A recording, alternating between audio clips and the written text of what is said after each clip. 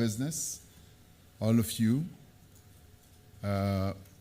This for us is a real momentous occasion to have had an announcement of such enormous proportions, where Microsoft, a global company, a global player, which is an American company with an African heart. That's what I think Microsoft is. And as we were talking earlier with Brad, I said, Brad, you are very brave. You are very brave to have come out during this And that's when I saw that this company really has an African heart.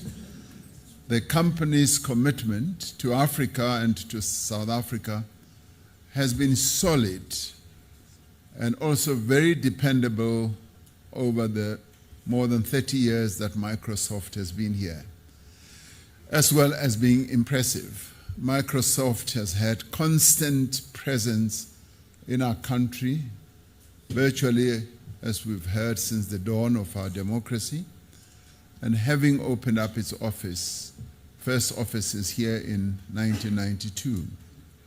Since then, Microsoft has substantially expanded its local footprint and is almost in every corner of our country, and has now got thousands of partners as well as customers. The company's commitment, particularly to skills and capacity building, is most impressive, as we saw in Brad's presentation here. So this company is actively working to empower young South Africans with skills for the digital economy.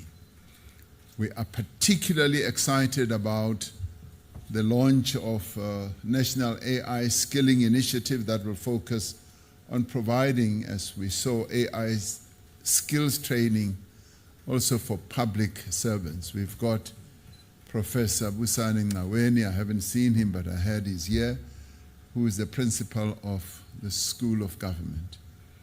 We look forward to the signing of the Memorandum of Understanding between Microsoft and the National School of Government and the National Electronic Media Institute of South Africa. Microsoft's ongoing expansion of data centers and cloud investments cements the company's position as one of the leaders in cloud computing in South Africa. And as I saw the pictures of the infrastructure layout, it really also got our premier here so excited, because he's all about infrastructure, particularly in this province. And we are really glad that infrastructure is being laid out, and we are moving up the ladder of a country that invests in infrastructure. Last year, government published the National Data and Cloud Policy to support digital innovation across our own economy. In tandem with the expansion of cloud infrastructure, we are strengthening our regulatory frameworks. And this is where, as Brad was saying, we deal with policy matters. We're in the process of finalizing, for instance, our cybersecurity bill. This will ensure more secure online government services. And Brad also spoke about issues of privacy and security. And this, in many ways, will enable our citizens to transact and conduct online services safely.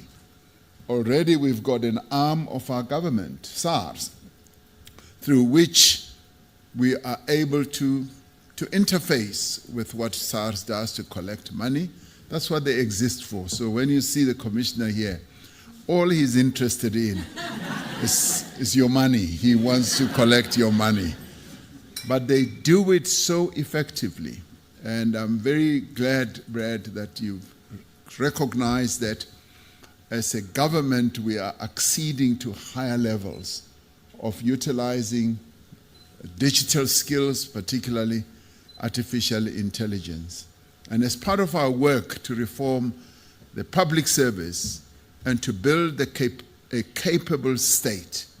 We are investing in digital public infrastructure to give South Africans access to government services anytime, anywhere. When I addressed the nation during what we call, Brad, our own State of the Union, the State of the Nation address, we focused the nation's attention on one of our key priorities, which is building a capable state. And to build that capable state means that we want to give the people of our country great services, like what SARS is doing now. Our Home Affairs is going to be doing more and more of that. And we will spread it through our other departments that interface with our people. And Microsoft is one of those companies that are going to enable us and help us to be able to reach that level of proficiency. And at the heart of this process, which we call transformation, is the implementation of a digital identity system that will transform the relationship between citizens and government and create one government that is accessible to every person at a touch. And today, those who interface with SARS, those who are taxpayers, are able to interface with our government through a number, through logging on, and get every service that SARS has to give, but especially as they get your money out of your pocket. But beyond blazing a trail in local technology space, the long-standing presence of Microsoft in South Africa is a vote of confidence in our country and in our economy. And I'd give Microsoft, and I'd like to give Microsoft, you can applaud again, a round of applause for showing this confidence in us. Because the strategic investments that Microsoft has announced today stand as a further testimony to this enduring confidence. And for us, what it also means is that indeed we are the gateway into our continent. We've got that capability as a nation and as a country. Now, they signal also to the business and investor community that South Africa's economy continues to hold immense potential, and a potential that is favorable to business and for them to be able to know that they can invest here in a secure manner. Over the past 5 years alone, Microsoft has invested significantly in cloud, in data centers, in agriculture, and in the digital transformation of government services.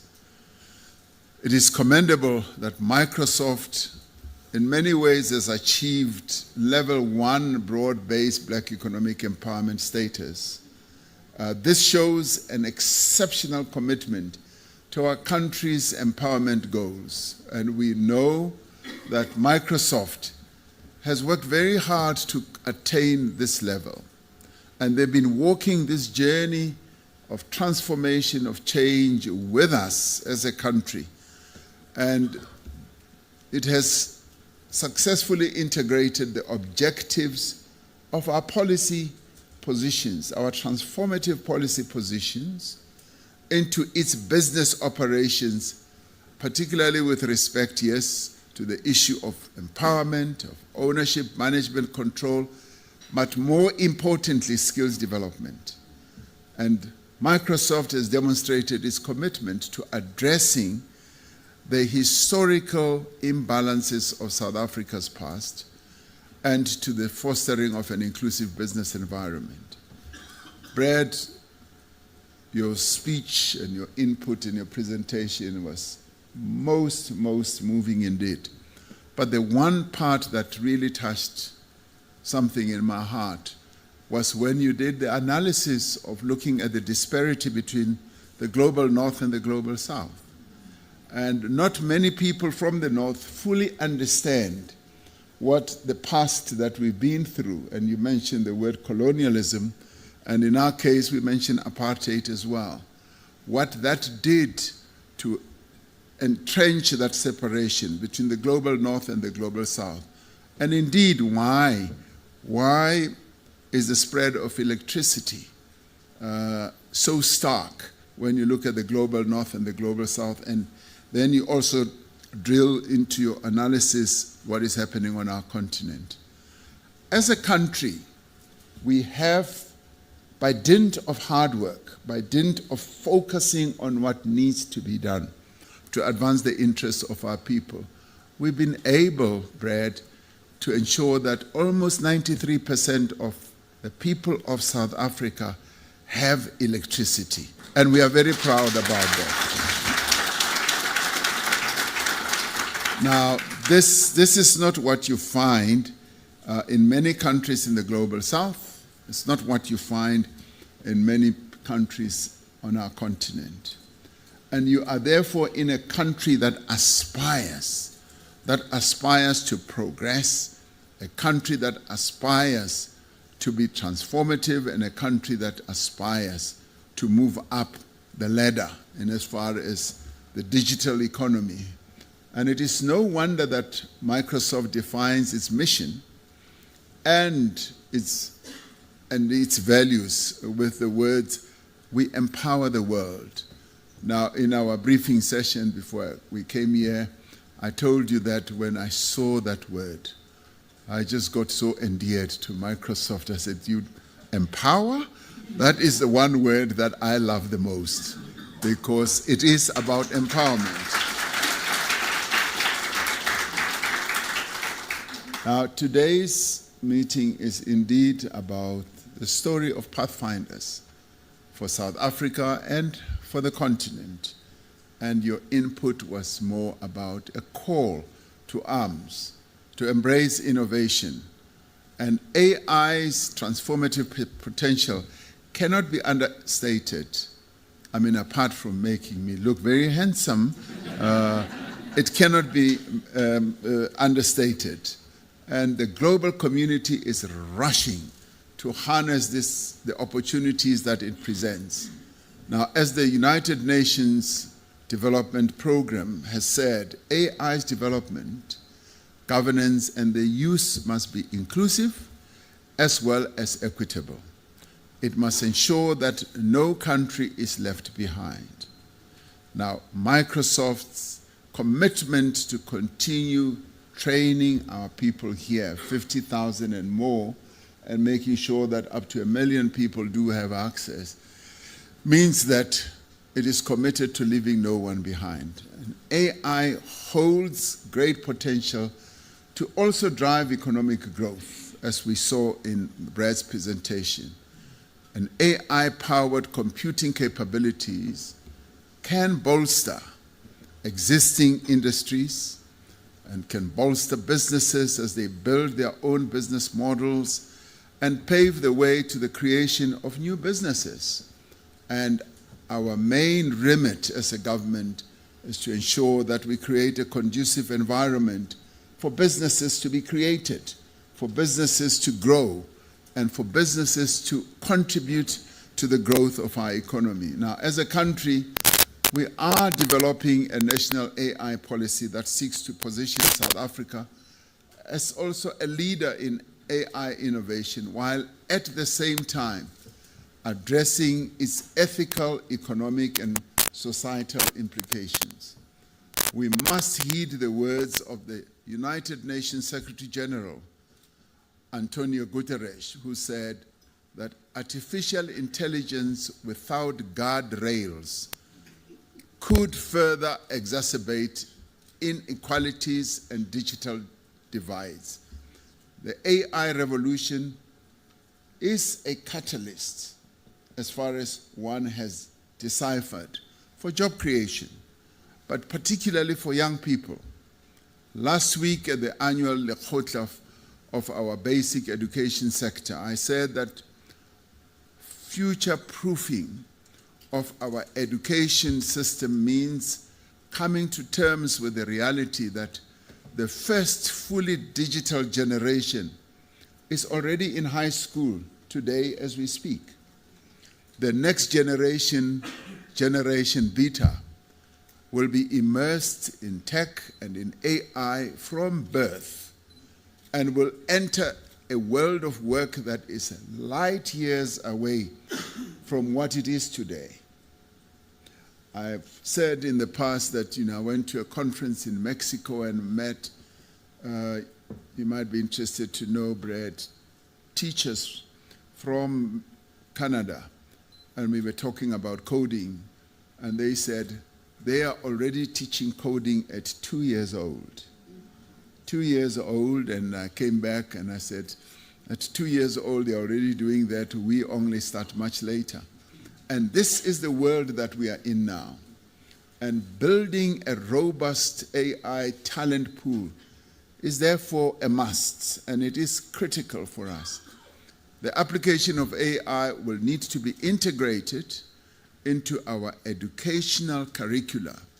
Specialized training programs will need to be offered, and strong partnerships will also need to be forged between academia and industry.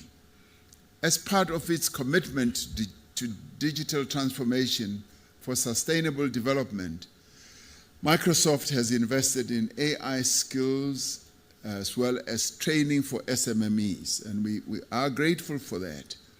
It has dedicated considerable resources, I'm told, into supporting Black-owned companies pioneering for IR technologies, and we just saw on their pictures some of them. So Microsoft's plans to train 1 million South Africans in AI skills, machine learning, and cybersecurity by 2026 is immensely encouraging and very impressive for a country such as ours, with such a high youth unemployment rate. This comprehensive training will not only prepare young people for jobs in high-tech industries, it will also facilitate self-employment. You spoke about the YES program. It was when I sat down with Stephen Kosef, who used to be the CEO of Investec, and I said, what can the private sector do? What can the private sector do to make sure that young people are job prepared? They get into job situations and be well prepared so that when they get into the world of work, they are ready. And it's pleasing that that program got started. When we launched it, well, initially I thought that it would be like, hundreds of thousands. But it's been building up. It's building up momentum. And I'm rather pleased that a number of companies, including Microsoft, are part of this whole effort. It will contribute to a new generation of tech and software entrepreneurs, this whole process, that will bring innovation and high-tech solutions that support economic growth and also will help in advancing our country's competitiveness.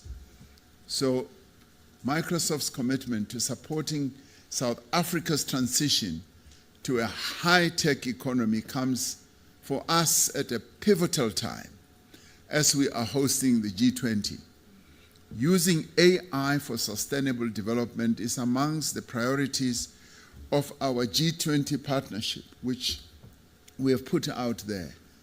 The Artificial Intelligence Data Governance and Innovation Sustainable Development Task Force that we have set up will be leading this whole stream. We look forward to engagement with the B20, and I'm glad that people like Puti is here, the CEO of Naspers, in her role also as being a leader on the B20, and other industry stakeholders, is in support of the task force work is going to be truly, truly meaningful, because it is here in South Africa that we will showcase, and aided and abetted by companies such as Microsoft, the effectiveness of artificial intelligence and how AI can be utilized to power economic growth. And we have high expectations that our G20 presidency will result in what I would call tangible outcomes both expanding the global digital economy and leveling the AI playing field for the benefit of all. And it is here in Johannesburg that we are hoping that when the G20's declaration is drafted, it will have a huge component of speaking to the AI process and generated here in discussions, as many countries who are part of the G20 will be also participating. Our country and continent has huge potential, driven by the talents and the energies of our people. It is up to all of us, and in many ways working in partnership, that we can ensure that artificial intelligence and its associated technologies does not deepen the digital divide, but actually narrows it and finally eliminates it. And I think it is possible. As we look towards hosting the G20 summit later this year, we are committed to ensuring that the adoption of new technologies catalyzes and boosts Africa's growth, and as well as industrialization, as well as Africa's progress. So we are excited to partner with Microsoft to make this a reality. You come to make this announcement at an opportune moment for us in our throes, or in the throes of us chairing and heading the G20. But not only that, in having these conversations in the G20 about artificial intelligence. So your presentation, Brad, today is just an enormous boost, but it is also your recognition of South Africa's ability to adapt and to utilize the technologies of artificial intelligence and to integrate that into the work that we do in government. And one of our government departments leading in this process being SARS, Home Affairs about to follow, various other departments in government also going to follow, our health system, and indeed our benefits, the grant system also will follow in tow. So we are involved as South Africa in a revolution of embracing artificial intelligence. So what you have done today is to come to boost that whole process, and I'd like to thank you, and I do wish you could stay longer, because this is the best place that anybody who is enthusiastic about AI can ever come to. South Africa. Thank you.